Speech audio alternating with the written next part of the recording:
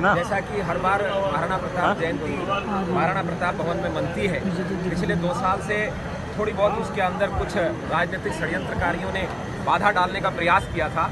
आज हम पुनः यहाँ एकत्र होकर संपूर्ण क्षत्रिय समाज, जितने भी युवा साथी बाहर खड़े हैं, आपका कार्यक्रम चल रहा है, आप सब लोग अंदर आ जाए।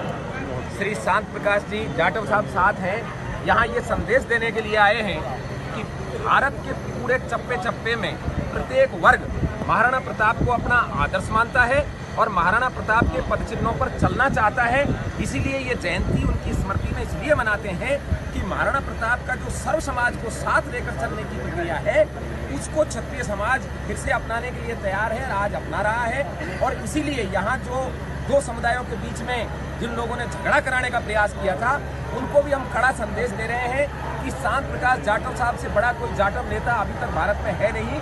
वो आज हमारे साथ महाराणा प्रताप जी को श्रद्धांजलि अर्पित कर रहे हैं, उनको नमन कर रहे हैं और साथ ही ये संदेश दे रहे हैं कि सारंगपुर की जनता शांति चाहती है, मित्रता चाहती है, सौहार्द चाहती है और महाराणा प्रताप के पदचिन्हों पर चलना चाहती है।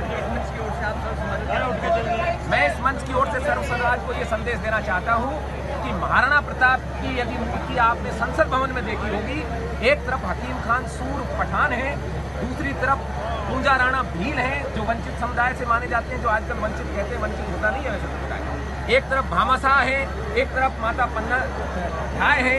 इसका मतलब और इस एकता को देख करके अंग्रेज हुआ दुखी। अंग्रेजों ने यहाँ के समूह को बांटने का षड्यंत्र किया और उन्होंने बांटने के लिए हिंदू और मुसलमान इनके आधार पर जनगणना करानी शुरू की।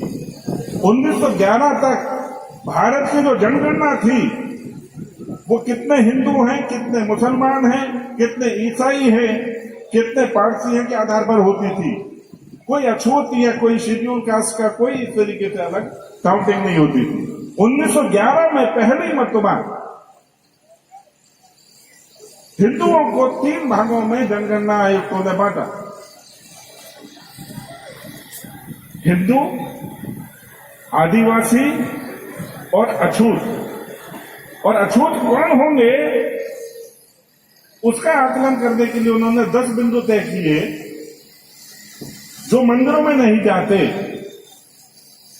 जो मंदिरों के गर्भगृह में प्रवेश नहीं करते, जो वेद पुराण उपनिषदों को नहीं मानते,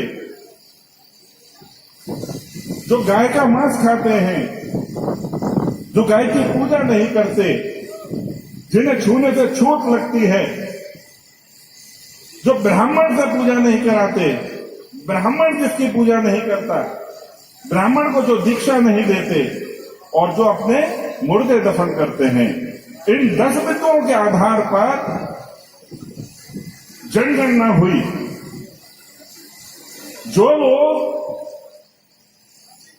इन 10 बिंदुओं में से उभयनिष्ठ हैं वो अछूत कहलाएंगे, अस्पृश्य कहलाएंगे, डिप्रेस क्लास कहलाएंगे। इसमें कहीं उल्लेख नहीं किया गया कि चमड़े का काम करने वाला, मल उठाने वाला, कपड़ा धोने या कपड़ा बनाने वाला समूह जो है वो अछूत होगा। यहाँ पर केवल उल्लेख किया गया कि जो हिंदू धर्म की उपेक्षा करेगा वो अछूत कहलाएगा।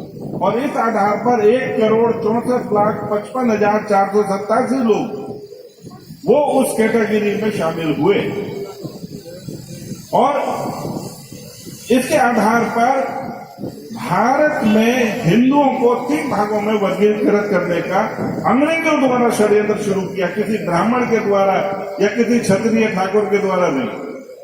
हम लोगों को क्या पढ़ाया जाता है कि अछूत किसने बनाया? ब्राह्मणों ने, वेदों ने। अरे वेद पुराण उपनिषद ने तो ब्राह्मण वैश्य क्षत्रिय शूद्र की संरचना बनाई थी, कैटेगरी बनाई थी।